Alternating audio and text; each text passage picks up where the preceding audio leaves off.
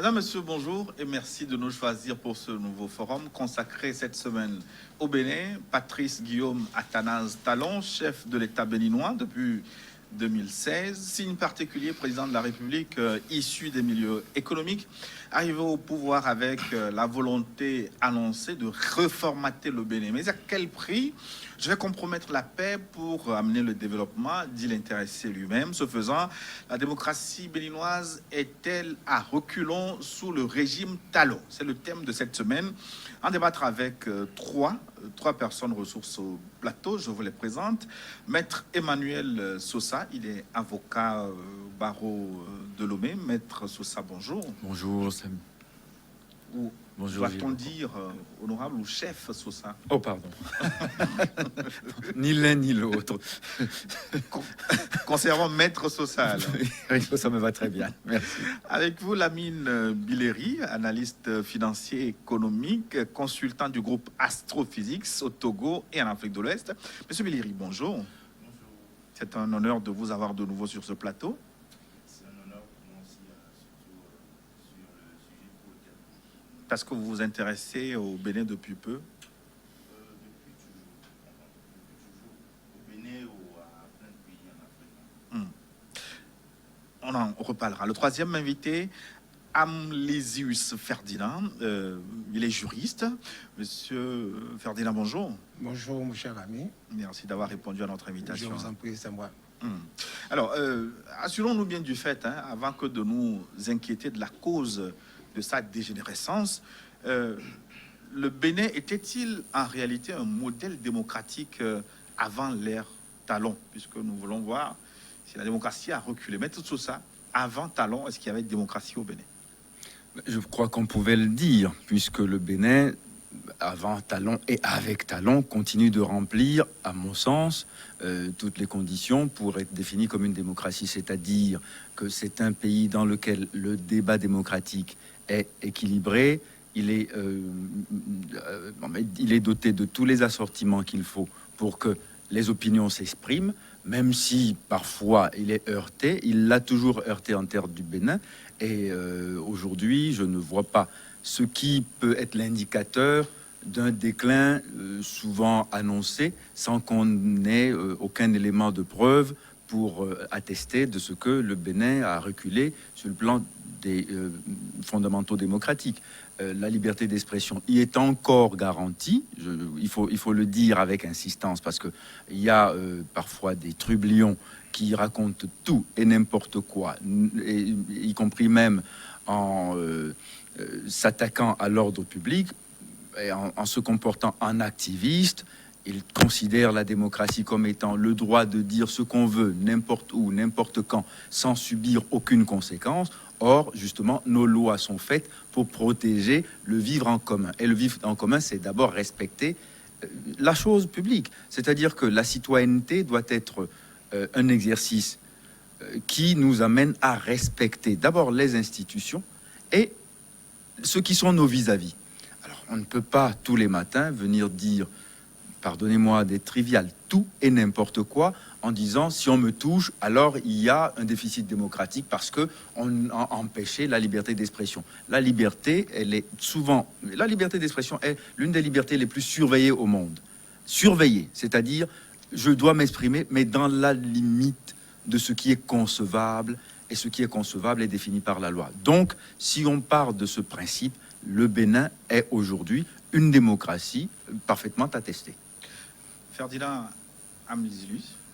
Oui, moi, pour ma part, vous avez posé la question de savoir si avant l'ère Talon, le Bénin était démocratique. Ça, c'est une évidence. L'évidence était que le Bénin était devenu l'école à laquelle presque tous les autres venaient pour apprendre un mieux. Parce qu'il y avait eu toujours l'alternance qui se passait normalement sans effusion de sang.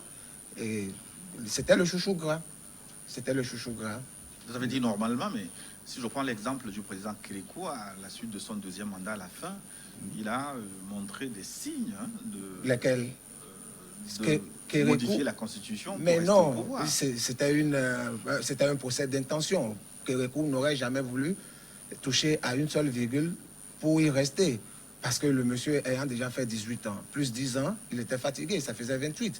Ne voyez pas Kérékou, un général, certes, qui a autorisé l'organisation de la conférence nationale, retoucher à la Constitution pour y rester. Ça, c'était un faux procès. C'était un procès d'intention. Et pour Yahi Boni, pour son second mandat, est-ce que la démocratie n'avait pas commencé par recevoir des coups déjà à l'époque du président, comme on l'appelait, omnipotent, omniscient et omniprésent Oui. Mon cher compatriote, je vous aime, comme on avait fini par le surnommer. Le président Yahi Boni était quelqu'un de très compatissant. Qu'on trouve à lui coller le fait qu'il voulait aussi changer la Constitution, mon cher, c'était du pipeau. Il n'y avait rien de ça. Il savait qu'il allait respecter scrupuleusement tout ce qui était mis en charge pour qu'il puisse être là. Il n'allait rien toucher. Et il faut le dire, et tout le monde le sait. Quand on est au pouvoir, parfois on est fatigué. Même s'il y a quelques-uns qui aiment toucher des virgules de la Constitution pour y rester, ce n'était pas l'intention de Yahi Boni réellement. Donc, pour vous, c'est sous talon que la démocratie a reçu des coups. Oui, la démocratie a reçu des coups, je peux le dire, je peux l'affirmer. Peut-être que lui, dans son analyse, il trouvait que ce qui se passait n'était pas de bon droit, qu'il faille rectifier des choses. Et donc, cette façon de rectifier est trop rude, trop rigide. Et il faut aller peut-être à petits coups. Il faut aller à petits coups. Tel que vous l'avez présenté, c'était le monsieur économiste, non, pardon, commerçant. Un commerçant qui monte à la tête de l'État. On a tout fait de lui coller cette histoire-là de déni d'initié et de conflit d'intérêts. Et donc, c'est par là que tout a commencé en réalité. On va avoir le temps d'analyser tout ce que vous avez dit.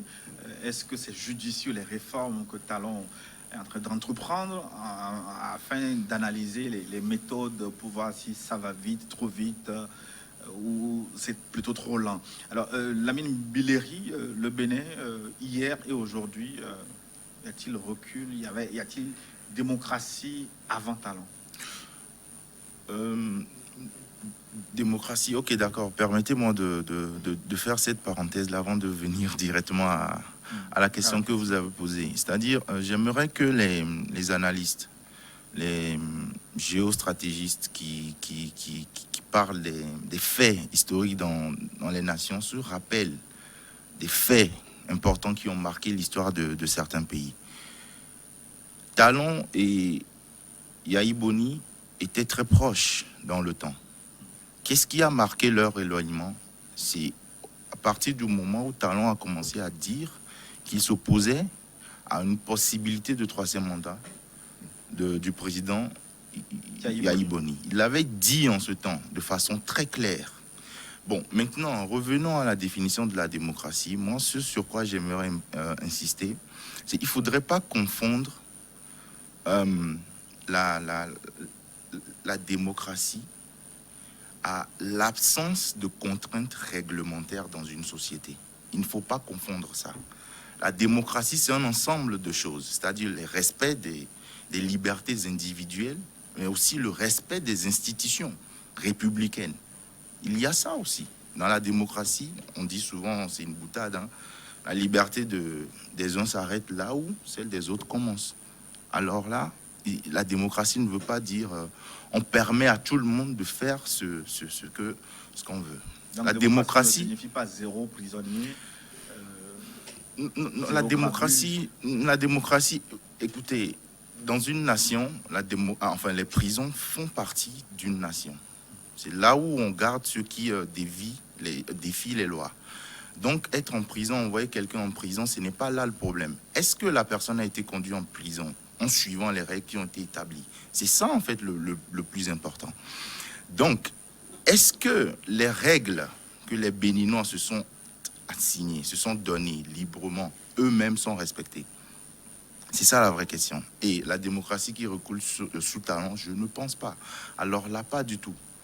Parce que, si je dois citer encore un fait historique, le président Talon lui-même, il était parti en exil entre-temps, sous l'égide de l'ancien président qui l'a précédé. Et il a saisi les instances régionales et internationales qui lui ont donné raison. Et c'est d'ailleurs pour ça qu'il est rentré au Bénin et a pu faire campagne pour être finalement élu. Donc ça voudrait dire qu'à un moment donné, les pratiques, si jamais on lui prête cette intention-là, n'ont pas commencé sous Talon. Maintenant, une autre dimension, parce que moi, vous le savez, moi je suis analyste, macroéconomiste, moi les chiffres m'intéressent beaucoup. Il ne faut pas s'enfermer dans une expression de démocratie et se couper finalement des vraies aspirations des peuples. Les vraies aspirations des peuples sont au cœur des fondements démocratiques. Un exemple concret. Quand on prend le Bénin, la conférence nationale de 1990 marque ce qu'on appelle le temps de la démocratie. Je reviendrai dessus en plein débat tout à l'heure pour expliquer le cheminement. Mais depuis 90, l'avènement de la démocratie, qu'est-ce que concrètement on peut dire aux citoyens lambda d'une contrée reculée du Bénin que cette démocratie-là, cet avènement a pu lui apporter dans son quotidien? Le président Talon à l'ouverture de la campagne pour sa réélection au Palais des Congrès, face aux jeunes, fait une déclaration, moi, qui m'a choqué. Et peut-être ça ne dit pas grand-chose aux gens, ceux qui sont surtout dans les capitales, Cotonou, dans les grandes villes, ça ne leur dit rien. Il dit qu'il a parcouru toute l'étendue du territoire. Et la première demande des Béninois, c'est l'eau potable. Les chiffres sont clairs. Autour de 44% des Béninois avaient de l'eau potable. C'est-à-dire, de quoi la démocratie est-elle le nom si on n'a pas d'eau potable dans le pays? C'est ça, en fait. Donc, il s'attaque à un certain nombre de choses. Mais c'est des trucs sur lesquels on reviendra plus en détail. Après. Donc, je vais relancer Amzulil Ferdinand. Vos co-débatteurs disent qu'il n'y a pas de problème. Oui, en réalité, je l'ai entendu dire. Est-ce que vous avez des éléments concrets qui peuvent illustrer le recul démocratique au Bénin?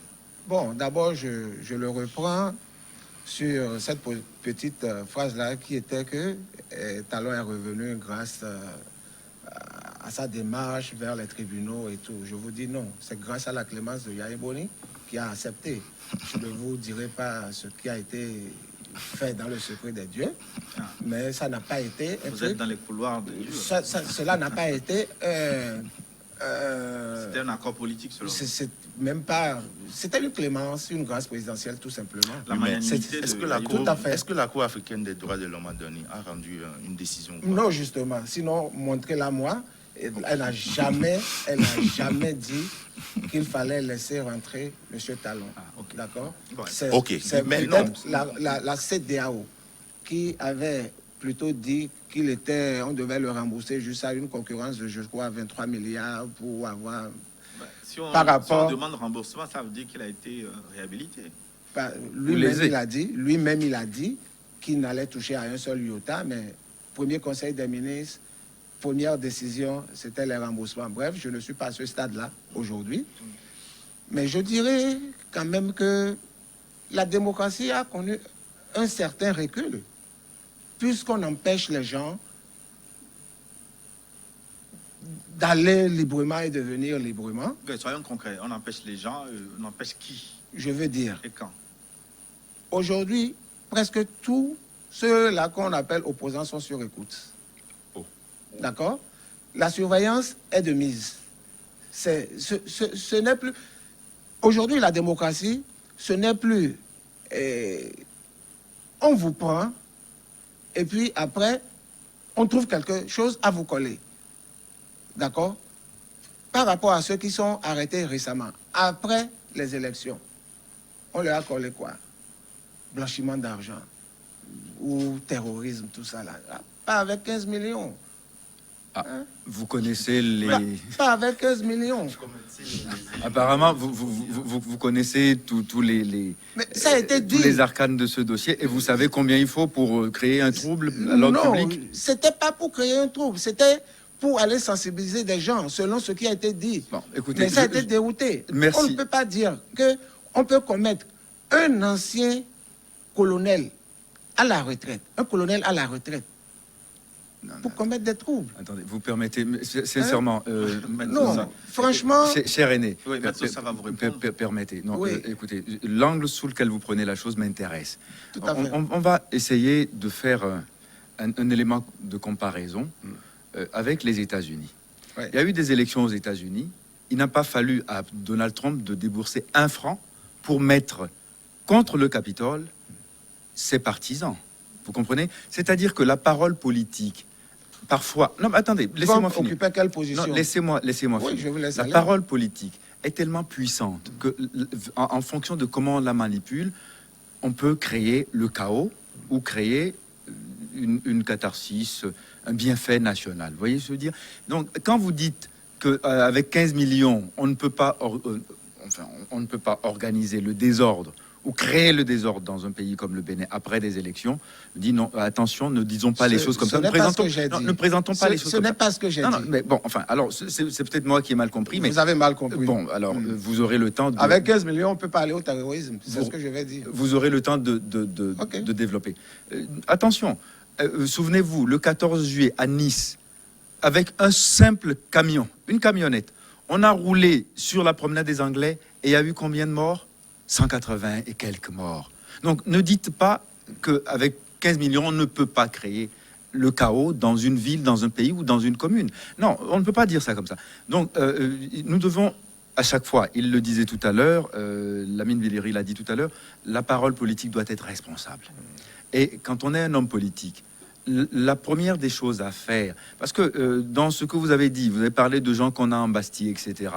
Bon, oui, il y a parmi eux, notamment le professeur Joël Aïvo, bon, à qui on reproche un blanchiment d'argent. Attendez, non, mais moi, je ne sais pas ce qu'on lui reproche exactement. C'est ça. Non, pardonnez-moi. Pour l'instant, il y a une enquête qui est en cours, une enquête préliminaire qui est en cours, un dossier à l'instruction, et je ne connais pas les éléments du dossier pour dire si oui ou non les faits sont avérés. Et ce que je sais aussi, c'est que Joël Aïvo bénéficie d'une défense parmi les plus efficaces. Quand vous avez quand même à bord Robert Dossou, c'est que vous êtes bien outillé pour vous défendre. Donc, sous Robert Dossou, en tout cas sous sa vigilance, je ne sache pas que les droits de quelqu'un comme Joël Aïvo vont être bafoués. Donc, je suis confiant pour le procès éventuel qu'il y aura et sur l'exercice des droits de la défense de Joël Aïvo. Mais à propos de Joël Aïvo, rappelons quand même que lorsqu'on était en train d'organiser la nouvelle vie politique du Bénin, la réforme de la vie politique béninoise, il y avait une commission qui a été créée par Talon après qu'on ait adopté la charte des partis. Ça s'appelle la commission Nyoronfou. Il en était parti. Et pendant que les travaux de cette commission, il était question de parler du parrainage et de la caution. Je dois être président de la République. Joël Aïvo avait approuvé le principe des parrainages. Comment, en tant que technicien, vous acceptez quelque chose et vous le prônez même, et quand vous devenez politicien, vous récusez... Non, attendez, laissez-moi finir.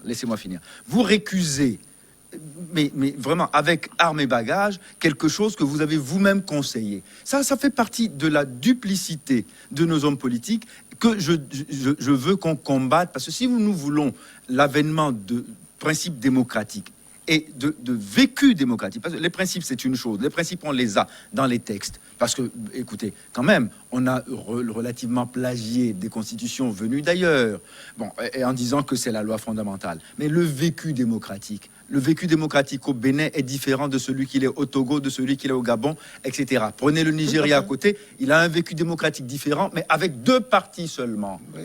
Alors, il était devenu complètement obscène au Bénin qu'on ait des centaines de partis politiques et qu'à chaque fois, l'exercice même de la responsabilité politique d'un député qui est de voter des lois deviennent vénalisées. Oui, on va ça aussi, ça faisait partie des choses, ces réformes en profondeur. Mais rapidement, si vous pouvez oui, bien sûr, rebondir et nous dire concrètement ce que vous reprochez à Patrice Talon et qu'on peut mettre sous la coupole de recul démocratique afin de permettre à je l'ai dit Lamine tantôt, Villery aussi quand on en Bastille, les emprisonnements dont vous parlez, c'est c'est des emprisonnements en fin du premier politiques. mandat. Là, avant, est-ce qu'en dehors de ces emprisonnements, est-ce qu'il y a mais autre avant chose tout à ça, reprocher au Talon? les lois qui sont votées sont faites en faveur de quelqu'un, c'est tout. Et on nous parle du fait que c'est pas du présent, que ça va évoluer, ça va faire chose. Mais on ne peut pas voter une loi juste pour le présent. D'accord? Ce que moi je dis, et qui est clair, et que beaucoup de Béninois le savent, c'est que toutes les lois, presque, qui sont votées par les députés à la solde du président Talon, ils le font pour sa bonne cause, c'est tout. Quelques exemples de lois pour qu'on puisse creuser davantage. Je n'ai pas en mémoire tout ça, mais tout ce qui se fait, je vous dis, tout ce qui se fait à l'Assemblée, c'est en faveur du président. L'Assemblée est là pour quoi? L'Assemblée est là pour voter des lois, pour contrôler l'action du gouvernement. Je vous donne un exemple, par exemple, de loi, les réformes sur les transactions immobilières, avec le plafonnement des cautionnements de bail à 3 mois. Est-ce que c'est en faveur de Talon? C'est pas en faveur de Talon, certes. Ah ben, vous avez dit que toutes les lois qui sont prises sont en Presque. faveur de Talon. J'ai mis presque. Ok, presque. ok. Presque, oui. Presque en sa faveur. Bah, il y a une autre réforme, par exemple, interdisant aux médecins de ne pas exercer dans la fonction publique tant qu'ils ont, ils sont propriétaires de cliniques privées. Est-ce que c'est en faveur de Talon? Ce n'est pas en faveur de Talon. C'est en cela, vous me rejoignez aussi. J'ai dit presque. Vous n'avez cité que 2 lois parmi peut-être 400. Non, vous êtes demandé de me citer celles qui sont en faveur de Talon. Permettez que je puisse, enfin, bon, pas voler à son secours, mais au moins abonder dans son sens pour une chose. Oui. Vous savez, dans tous les systèmes démocratiques, ou non démocratiques, si vous voulez, on crée les conditions de la législation, la légiférence. C'est-à-dire quoi? Ceux qui doivent faire les lois, en général, on s'arrange pour qu'ils soient du côté de ceux qui vont les appliquer immédiatement. Sinon, vous avez un déséquilibre, vous avez le chaos. Ça donne des présidents impotents, comme l'a été au 2e mandat Barack Obama. Vous voulez toutes les lois possibles, vous avez les meilleures volontés et elles ne deviennent pas lois parce que vous n'avez pas le Parlement pour le voter. Donc, quand vous dites les lois sont faites en faveur, mais oui, c'est-à-dire que c'est la raison pour laquelle il disait tout à l'heure, M. Belléry, que les hommes politiques doivent être vigilants. Il faut réagir par anticipation avant de venir s'asseoir sur le fauteuil. Quand vous êtes là, vous devez vous arranger pour faire en sorte que ce que vous désirez comme changement puisse être opéré par un parlement qui vous est acquis. C'est la raison pour laquelle à chaque fois on veut une coïncidence et personne ne veut gouverner sous cohabitation. Donc quand vous dites les lois sont votées en faveur du président, encore heureux. Parce que sinon, il y aurait le chaos total. S'il a une opposition au Parlement, il ne fera rien. Non, quand même, il faudrait... On va donner la parole à Lamine Belléry aussi. Peut-être encore faut-il qu'il faut rappeler les fondements d'une démocratie. Parce que, comme vous parlez de démocratie, c'est-à-dire le fonctionnement des partis politiques, normalement, c'est quoi? C'est la conquête, la recherche de la conquête du pouvoir et de l'exercice du pouvoir. Comment est-ce que le pouvoir s'exerce? C'est par des lois. Oui. Donc moi, je ne viens pas au pouvoir pour faire des lois qui arrangent mes prédécesseurs ou mes opposants. Je fais des lois desquelles je serai comptable à la fin de mon mandat. Donc quand on dit que Patrice Talon prend des lois qui vont en sa faveur, je ne sais pas précisément, mais comme M. Sosa l'a dit tout à l'heure, c'est heureux. Il a promis un certain nombre de choses. Dans son programme de gouvernement, il a promis un certain nombre de choses qui ne peuvent être prises en compte que par des lois, de façon légale. C'est aussi bien qu'un président de la République ratifie les accords de prêt, n'est-ce pas? Sans passer par l'Assemblée. Et il ratifie les accords de prêt, d'accord?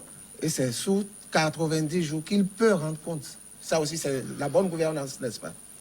C'est-à-dire, je ne sais pas si ça existe dans le monde. Pardon, nous ne sommes pas là pour dire que tout ce que fait M. Talon est parfait. Et je ne suis pas là non plus pour dire que tout ce qu'il fait est mauvais. Oui, mais en fait, ce que j'aimerais, sur lequel moi j'aimerais insister beaucoup, c'est que là, nous sommes à la télé, à 1 heure de grande écoute. Oui. Quand on parle, j'aimerais qu'on soit vraiment factuel et vraiment scientifique dans notre démarche, dans notre méthode. Parce qu'il y a plein de gens qui nous suivent. Peut-être, il y a des gens qui ne sont pas des spécialistes. Il y a nos jeunes frères, nos jeunes sœurs, des spécialistes, nos grands-parents. Il y a tout le monde qui nous suit. Donc, j'aimerais que la discussion soit vraiment factuelle. Tout à fait. Tout ce qu'on reproche à Talon, il faut que ce soit factuel, basé sur des faits. Tout à fait. Moi, ce que je dis, c'est que dans l'exercice du pouvoir, la façon la plus claire, enfin, la plus connue d'exercer le pouvoir, c'est de voter des lois. Donc, le gouvernement vote, enfin, le gouvernement introduit... Non, attends, excusez-moi. Le gouvernement fait des projets de loi où l'Assemblée nationale les députés font des propositions. Mais votent des lois pour pouvoir gouverner. Alors, si moi je promets des choses que je veux mettre en œuvre par des lois précises, normal, logique, que ces lois-là soient mes Donc, pour vous, émanations. la fin justifie les moyens. La fin justifie les moyens. Et si vous me posez cette question, l'Assemblée. moi j'irai même vous donner quelques éléments. Parce que je peux vous donner les chiffres. Et puis, ce n'est pas moi seul. Les chiffres sont publics, disponibles. Même quand vous lisez le programme du président Talon pour son second mandat, il a fait un résumé sur Et chaque... pour le premier, c'était, sur- vous avez eu le résumé, ce qu'il a eu à faire en termes Mais de ce quinquennat-là. Monsieur Talon, le président Talon a sillonné le Bénin pour faire la reddition des comptes. Enfin, d'ailleurs, Pour- même, je pour- reviens pour- là-dessus. pour faire la campagne. La Oui. reddition... Attention, la campagne ou la reddition des comptes. C'est-à-dire, le thème, c'est la reddition des comptes. Oui, mais qui a été Restons... Non, dans- non. dans le Monsieur, thème. Ce que je dis, c'est restons factuels. Oui. La tournée était sous l'égide de la reddition des comptes. Et donc, il a sillonné le Bénin pour faire de la reddition des comptes. Il a dit aux Béninois ce qu'il a promis, ce qui a été fait, ce qui n'a pas pu être fait, et pourquoi est-ce que ça n'a pas pu être fait. Ensuite, il est revenu, dans un second temps, lors de sa campagne maintenant, pour promettre d'autres choses aux Béninois. Donc, moi, je fais la part des choses. La reddition des comptes et après les promesses de campagne. Il a dit quoi? Il a promis aux Béninois de leur donner de l'eau potable. Je reviens là-dessus Vous êtes une de fois la encore. boue, quoi. Non, vous voyez, c'est-à-dire, vous êtes indifférent par rapport à ce que je Mais suis non, en train de dire. mais non, Mais les Béninois buvaient mais toujours de non, l'eau. vous voyez, toujours de l'eau quand potable. ce que vous êtes en train de C'est dire, pas les 100%. c'est lorsqu'un individu Ouais. un béninois, pouvoir Ceux qui ne disposaient peut de l'eau potable, selon qu'accompagner. ces statistiques, c'est 44%. 44%. Aujourd'hui, Ça doit aujourd'hui, évoluer. Ça aujourd'hui, doit sur évoluer dans le temps. Le territoire national est couvert à 70%. Moi, je vous dis, nous sommes factuels. Le président, dans ses promesses, il a dit, d'ici 2023, 100% du territoire sera couvert d'eau Ce potable. serait une bonne chose. Il a été élu Donc, pour ça, quand on même. va attendre 2023 pour voir. Donner de l'eau potable. Non, 26. Ensuite, de l'énergie. Non. 2023 pour l'eau potable, pas Ok. 26 pour la fin de son mandat. D'accord. Maintenant, c'est ça, l'électricité. Moi, tout le temps, avant 2016, quand j'allais à Cotonou, Oui, c'était C'est-à-dire l'époque l'électricité. de État. c'est-à-dire C'était le l'électricité, délestage. c'est un bien rare. Ça continue. C'est un mais bien rare. Pas comme avant. Ok, merci de le reconnaître. Je dois Là, le nous sommes reconnaître. Ce factuels. qui se fait de Nous bien, sommes je factuels. le dis. Donc, parce que vous êtes entré dans le débat comme si, quand Patrice Talon était arrivé, le Bénin s'est arrêté. Non, Vous savez, je vais vous donner... c'est l'impression que vous avez. Moi, je ne l'ai pas dit. Écoutez, Mais, Je ne l'ai pas dit. Puisque tout ça c'est prévu, on y reviendra, mais je voudrais que vous me parliez un peu de ce qui fait finalement problème. Est-ce que c'est son style Talon? Talon qui est arrivé au pouvoir avec la promesse d'un nouveau départ, l'homme de la rupture, c'était son slogan de campagne. Il dit vouloir compromettre la paix pour assurer le développement. Alors que pensez-vous du style Talon? Un peu chef d'entreprise, patron est-ce que c'est ça qui fait problème? Que pensez-vous? Bon, quelquefois oui, je vais vous expliquer pourquoi. Je vais vous faire une confidence en même temps. Moi-même, j'étais hostile à la candidature de Talon parce que je considérais que laisser la vie politique entre les mains de gens dont la seule qualité est de posséder des milliards peut être dangereux et vulnérant pour nos jeunes démocraties. Ça ne donne pas un bel exemple parce que faire de la politique, ça ne devrait pas être une question d'argent. Donc j'étais contre à cause de cela, parce qu'à l'époque, il y avait également comme compétiteur un autre multimilliardaire, Adjavon Sébastien. Il a su éliminer rapidement. Non, pardon, ne confondons pas tout.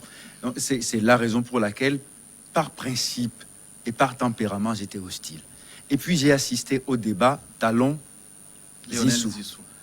Et j'ai suivi avec attention, avec application, ce débat, et je me suis dit, mais pardon, non, c'est moi qui avais des préjugés. Celui-là est l'homme qu'il faut parce qu'il a un projet politique. Il a une idée précise sur tout et dans tous les domaines. J'ai été surpris par la façon dont il maîtrisait le domaine de l'éducation, l'eau et l'électricité, les problèmes de néonatalité, l'agriculture et la santé. Je me suis dit, Tout ça, c'est juste sur du attendez. papier. Non, attendez. C'est juste sur du papier. Pardon. Les Béninois ne vivent pas ça aujourd'hui. Laissez-moi Non, développer, attention, s'il vous plaît. attention. Laissez-moi En 4 développer. ans, le Bénin Non, est passé, laissez-moi par développer. exemple, Est-ce que vous au savez milieu- aujourd'hui que- Laissez-moi, s'il vous plaît. Laissez-moi allez au fond élaborer. de vos Laissez-moi idées. élaborer. Et puis, finalement, bon, il a été élu à ma grande satisfaction. Et j'ai vu à l'œuvre un homme qui est venu avec un projet politique clair. On dit que Mathieu Kérékou est le père de la démocratie béninoise, et je dis sans craindre d'être contredit, que Patrice Talon est le redresseur de la démocratie. Parce qu'une fois que la démocratie est arrivée au Bénin, elle était claudicante. Elle était même par moments estropiée. Parce que, c'est ce que je vous disais tout à l'heure, vous avez des partis politiques pléthoriques qui sont là pour se neutraliser tous les jours. C'est-à-dire qu'en fonction des circonstances, on est pour, on est contre. Le projet de loi ou la proposition de loi qu'on était prêt à défendre la veille, le lendemain, parce qu'on a reçu de l'argent pendant la nuit, on votait contre ou pour. Ça, c'est des choses que Patrice Talon a fait changer. Et quand on lui fait procès d'avoir des partis qui lui sont acquis, je dis, mais les autres, parce que pendant qu'on faisait les réformes, pendant qu'il disait, il a été le premier chef d'État africain que j'ai entendu proposer qu'il allait réduire le mandat présidentiel à un seul. Et il l'a proposé. Et qui sont ceux qui ont refusé? Les partis politiques. Attendez, laissez-moi finir. Laissez-moi finir. Ce sont les partis politiques. Non, je ne souffre pas encore. Le pire arrivera. Peut-être, probablement. Les partis politiques qui ont, disons, abondé dans le sens de la multiplicité de mandats sont ceux qui sont aujourd'hui en train de subir les modalités de la multiplicité de mandats. Il aurait mieux valu accepter l'unicité de mandat et se débarrasser de Talon. Mais s'il est si gênant que ça. Ça, c'est la première chose. La deuxième chose, on parle du style Talon. Le style Talon est un style dynamique parce que c'est un chef d'État qui rencontre régulièrement, qui rencontre les gens, pas uniquement les gens de son parti, non. Quand on réunit des panels, c'est des panels de jeunes étudiants à qui il parle, qu'ils aient voté ou pas contre lui, à qui il rencontre en disant « Voilà ce que je voudrais faire ». Mais attendez, il l'a fait tout le temps, il le fait encore. Tout récemment au Palais des Congrès, il l'a fait encore. Attendez. 5 ans après. Pourtant, parce que c'est la campagne. Et alors, mais c'est pendant la campagne qu'on développe. Il rencontre les gens pour rencontrer pendant tout la le temps. campagne. Là, je suis surpris. C'est pendant la campagne qu'on développe. Je suis d'accord. Bon, alors maintenant, même après campagne, il arrive régulièrement qu'il fasse des séminaires. Et au cours desquels il rencontre les acteurs. C'est-à-dire qu'en fait, on est sorti... Non, je tombe des nues, attendez, parce que je ne le vois pas dans ce style-là. Ou alors vous n'êtes pas très observateur de la vie politique béninoise. Il a rencontré qui et qui. Mais régulièrement, Talon rencontre des acteurs. Non, je vais voir une ou deux vidéos de ça. Ok, non. moi je vais vous donner... Peut-être parce que vous ne voulez pas voir. Mais pas du tout, ce n'est pas ça. Ce n'est pas ça. On peut ne pas aimer Talon. J'aime bien Talon, j'aime son style. Ah, bah alors... J'aime le style Talon. Nous sommes en train de parler du style. C'est la gouvernance que je n'apprécie pas à tout point de vue. Pour l'instant, nous parlons... Le style Talon, c'est Monsieur Classe. Attention. Non, pas... Mais oui. Attendez, ne réduisons pas ça à ses attributs vestimentaires. Je ne parle pas de ça. Bon, il est très élégant, certes. Moi aussi, je suis élégant, à ma manière. Absolument. Non, mais il est d'une élégance attestée, mais c'est pas ça le style. Ce n'est pas un concours d'élégance. Non, c'est pas ça le style. C'est pas ça le style. Le style Talon, c'est un style direct. C'est un style qui est proactif. C'est un style qui n'est pas dans uniquement la jactance politicienne où on est dans les éléments de langage. Il produit et il fait venir voir ce qu'il a produit. Je vais vous dire aujourd'hui ce qui est Talon. Oui. Talon, c'est le monsieur qui a de la ténacité. Même s'il reconnaît qu'il est en erreur, il poursuit, il dit c'est négligeable. Il faut poursuivre pour arranger les bords et que ça produira quelque chose d'autre. Mais oui, mais attendez. Il est le gars attendez, ou le monsieur, excusez-moi. Non, je veux, encore une fois, c'est pour abonder dans votre sens. Talon a dit très clairement, je prends le risque d'être impopulaire. Ça, c'est du style. Un chef d'État qui dit je prends le risque d'être impopulaire est un chef d'État que je respecte. Parce que autrement, vous voyez, on a des clientélistes et il sait que pour être électoralistes. Ce n'est pas faire les grandes œuvres. Il suffit de tenir tout le monde au collier. Mais il l'avait dit. Vous savez ça. Il l'avait dit. C'est exactement ce qui a été fait. Vous avez fait le constat aussi. Vous ne prenez pas le pouvoir pour laisser les rouages vous échapper quand même. Ça. Non mais attendez, montrez-moi un seul chef d'État qui se bat pour devenir président et une fois qu'il est assis sur le fauteuil, il laisse les choses à volo et les rouages lui échapper. Non, ça n'existe nulle part. Quand même. Vous tenez le pouvoir pour pouvoir maîtriser les choses. Vous étiez en train de nous parler du style Talon, donc volontariste. Oui, le monsieur Talon. Compétiteur né. Non, pas né. Il est compétiteur, certes. Il est compétiteur, certes. Quand il veut de quelque chose, il met les moyens en place pour arriver à ses fins, à son objectif. C'est un homme politique efficace. Même trop chef d'entreprise. Exactement. Le Bénin n'est pas une entreprise.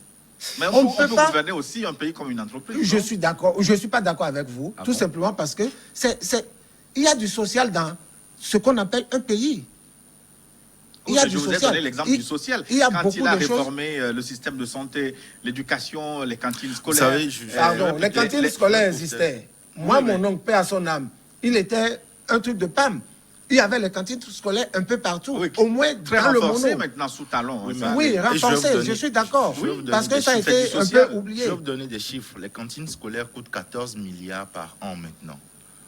Contre autour de 3 milliards il y a 5 ans environ. C'est une bonne chose. Mais C'est une bonne ce sont chose. des Et faits. c'est le peuple qui produit. C'est pas de l'argent sorti de la poche de Talon qui fait ça. Personne ne le dit. Voilà. Personne Donc ne dit s'il ça. a pu faire ça, c'est une bonne chose. Mais D'accord. il a fait plein d'autres choses qui sont bonnes. Bon, Lamine Billeri, maintenant, avec vous, je voudrais que vous me parliez de l'orientation stratégique de Talon, parce que j'ai l'impression que pour une rare fois, on voit quelqu'un qui dit ce qu'il veut faire, il théorise avant d'appliquer. Est-ce qu'il y a une lisibilité dans son choix économique? Oui, le président Talon, il est très logique. Moi, je parle de logique parce que je ne veux pas dire qu'il a raison sur tous les bords. Il est très logique. Et vous lisez facilement ce qu'il veut faire du Bénin, surtout sur le volet économique. Je prends l'agriculture. Je peux parler de plein d'autres choses, hein, mais je prends l'agriculture. Le Bénin est passé en 4 ans le premier producteur de coton. Parce que c'est lui qui est là. Non, Mais c'est-à-dire, oui, c'est lui le premier oui, chef que de ce soit coton. lui qui soit là Ah, ou pas, mais là, le vous Bénin, savez pas qu'il est le maillot du coton au le Bénin. Bénin produit 700 000 tonnes de coton Attends, par ça, an. c'est sur papier. Est-ce que je peux Oui, je avancez. peux y aller? Donc l'objectif à très court terme, c'est de passer à 1 million. Milliard. La- Donc 700 000, 1 million. Oui, 1 million. Donc l'analyse que je veux faire, c'est deux choses. Ce qu'il fait, ce qu'il veut faire, et moi, ce qu'il devrait faire. Aller au-delà de ce qu'ils sont en train de faire. Donc 1 million, donc, avec plein d'autres cultures, c'est-à-dire l'ananas, la mangue, et ainsi de suite. Et le président Talon est en train de mettre en place des politiques industrielles pour la transformation de ces produits-là sur place. Citez-moi une seule. Une seule pour transformer quoi? Moi, je vais vous parler... Le coton qu'on produit avec du Excusez-moi, je vais glyphosate vous qui a parler... été interdit. Je vais vous parler de long en large de la plateforme de Glodigbe. La plateforme industrielle de Glodigbe. Elle est en train d'être réalisée. Non, mais monsieur, moi, ce Oui. dont je suis en train de vous parler ce soir sur ce plateau, C'est factuel. ce que j'aimerais vous dire, c'est que ces rapports sont là. Le président Talon n'a pas dit que le projet Glodigbe est terminé. Le projet Glodigbe est en cours de construction. Je vais vous expliquer. Laissez-moi Il y a aller. des projets à Glodigbe. Vous Laissez- parlez Je de... parle de la plateforme industrielle de Glodigbe. Ok. Donc, laissez-moi aller au bout. D'accord. Le président Talon est en train de mettre en place un projet industriel pour la transformation de ces produits-là. Je vous donne un exemple simple, hein, c'est-à-dire, en parenthèse, pourquoi est-ce qu'il faut industrialiser nos pays? Quand vous prenez la noix de cajou, ça se vend à 1100 $, lorsque vous l'extrayez brut des champs. Lorsque vous cassez, Pour avoir la noix même. la Pour avoir le noix, pour produit avoir qu'on le mange, là. produit, ça passe à 6 000 $ la tonne. Vous voyez, donc, c'est-à-dire, l'économie béninoise, je ne veux pas dire nos économies, précisément l'économie béninoise, qu'est-ce qu'elle fait? Elle transfère directement ces noix-là à l'étranger. Vous Donc, savez qui est à la tête de entre- ces structures-là? Entre 6 000 C'est encore lui. et 1000, il y a toute une valeur ajoutée qui est exportée.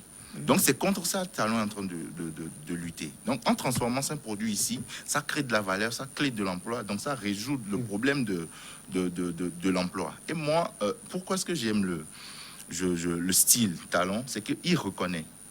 Un étudiant lui a posé la question au palais des congrès, mais la jeunesse est oubliée, il y a trop de chômage. Il a dit oui, qu'il le sait, parce qu'ils n'ont pas encore commencé à créer de l'emploi. C'est Non, pas il en avait créé 200 000. c'est l'année pas dernière. l'industrialisation. C'est Il a pas- dit au palais... Oui, bon, enfin, au 200 palais de 000 la- emplois créés sur chose. 11 millions d'habitants, c'est insignifiant.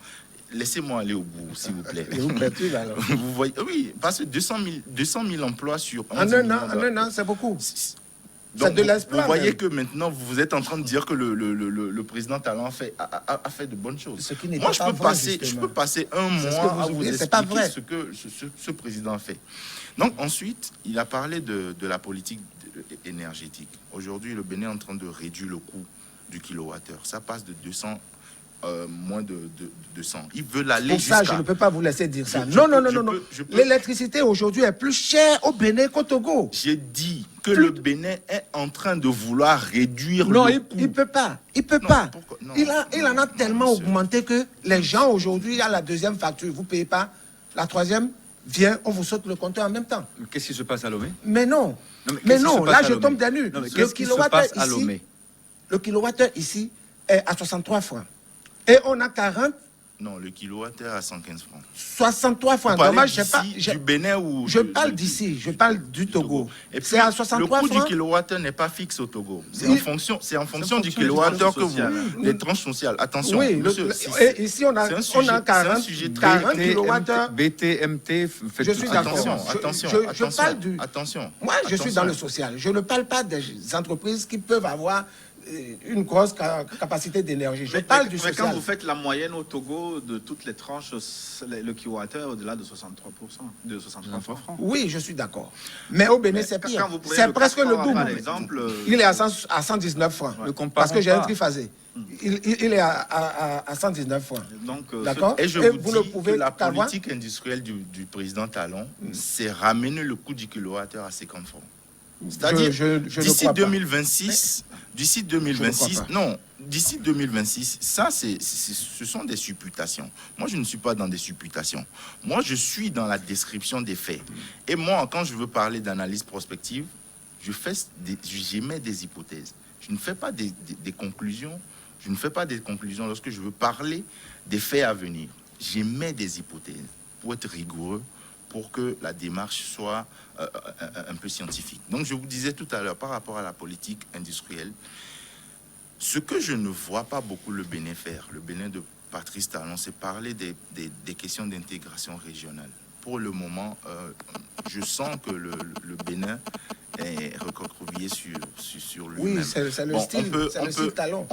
Il n'a pas besoin des autres pour évoluer. comme Donald Trump aux États-Unis. Oui, on peut Le discuter Bénin autour. d'abord. Oui, Quelle Vous savez. caricature. Bénin Fest. On peut discuter autour Quelle de ça, mais caricature. par exemple, s'il a une politique d'industrialisation claire et d'énergie, moi je propose un truc simple. Le Bénin peut s'associer au Nigeria et mettre aussi le Niger pour exploiter, pourquoi pas, la technologie nucléaire. Ça nous réduirait tellement le coût du kilowattheure parce que le projet industriel que le président Talon veut construire, si il arrive à mettre en place ce qu'il décide, d'ici 10-15 ans, le Bénin sera un pays vraiment industrialisé. Et il faut de l'énergie constante et à bon coût pour pouvoir On industrialiser parle de le pays. biomasse. Et Donc, on est en train ensuite, de et puis, recycler. vous voyez, il y a plein d'autres projets sur lesquels on pourrait parler. Ce que le Bénin fait aussi, et qui relève du génie, ça c'est en matière de finances, c'est le reprofilage de leur dette, de la dette.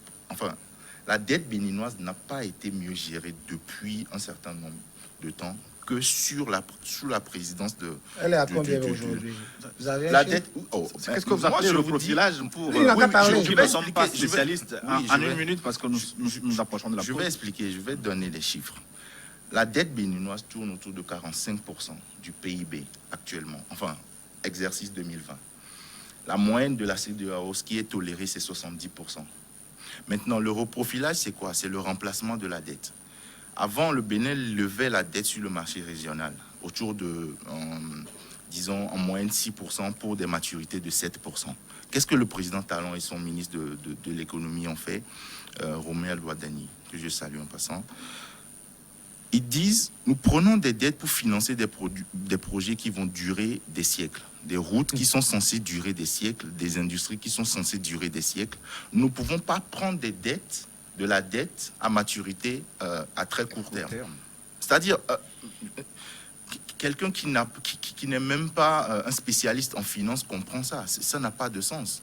Je ne peux pas prendre une dette à maturité de 7 ans pour financer un projet de 50 ans. Ça n'a pas de sens. Donc, qu'est-ce qu'ils font? Ils remplacent leur stock de dette par de la dette qui est à maturité longue, 30 ans. La dernière qu'ils ont fait, 31 ans. Et à très faible coût, c'est-à-dire 3%. C'est ça le reprofilage. C'est-à-dire vous trouvez de l'argent qui coûte moins cher pour remplacer une dette qui coûte plus cher. Et ils ont fait cette opération-là. La Banque mondiale a mis cette opération sur son site pendant un mois en 2018. Et comme étant la meilleure opération financière de toute l'Afrique de cette année-là, en 2018. Ça, c'est le président Talon qui l'a fait. Moi, je vous parle de l'économie et des finances les publiques. Obligations...